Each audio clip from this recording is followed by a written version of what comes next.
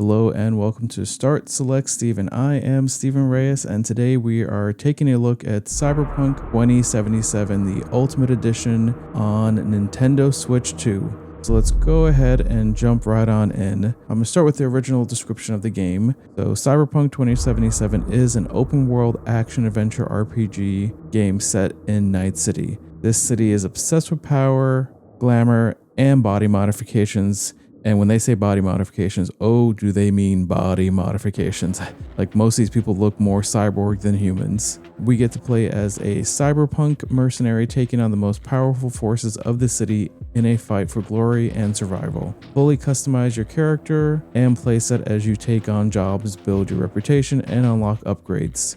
The relationships you forge and the choices you make will shape the story and the world around you. The choices you make will determine how the gameplay goes, whether you're going to have to shoot your way out or take your time and sneak your way to try to get past different enemies and guards. Now, the first thing I want to address is the specific part of how this plays on Nintendo Switch 2. That Cyberpunk 2077 on Nintendo Switch 2 utilizes the console's unique features. Specifically, you can use your motion controllers, your Joy-Cons, for gyroscope aiming and touchscreen capabilities when you're playing with the console, when it's not docked. So that is a unique spin to it, that you can kind of make it more immersive by holding your Joy-Cons and moving around, as you can see, and shooting and walking and fighting just kind of adds an extra layer of immersing yourself into this world, especially with the gyroscope aiming. Now, for me, the calibration on that was amazing,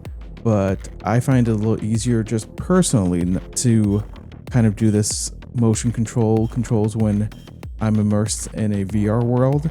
It kind of gets me more in that mindset, and it's a little easier to fully use my body rather than being distracted about where my hands are going. But that's just me. It is a nice feature that they added, and the touchscreen ability when you're on the go, that's just a nice thing because you have this screen that you're looking at and you just want to literally tap on the computer screen and hacks, and just kind of makes it a lot more interactive.